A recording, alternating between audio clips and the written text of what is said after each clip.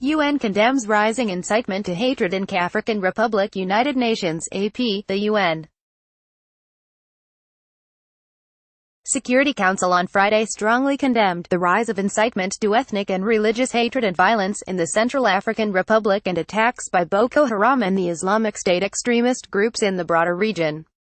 A presidential statement approved by the Council's 15 members urged armed groups in CAR to cease all forms of violence and destabilizing activities, lay down their arms immediately and unconditionally, and engage constructively in the peace process. It also condemned manipulated hostility to the UN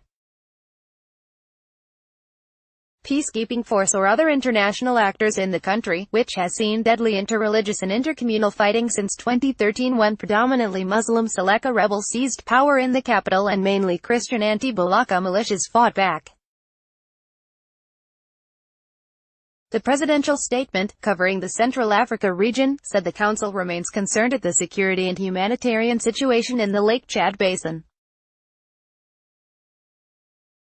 The Council said terrorist attacks by Boko Haram and IS have caused large-scale and devastating loss of life, have had a devastating humanitarian impact including through the displacement of a large number of civilians in Nigeria, Cameroon and Chad, and represent a threat to the stability and peace of West and Central Africa.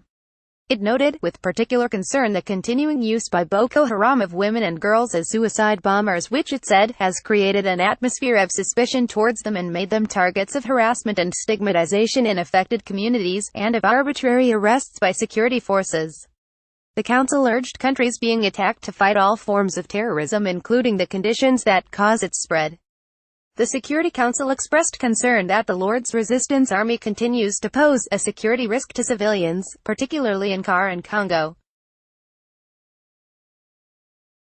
It also expressed concern at the link between illicit trafficking in wildlife and natural resources and financing of armed groups, including the LRA and Boko Haram.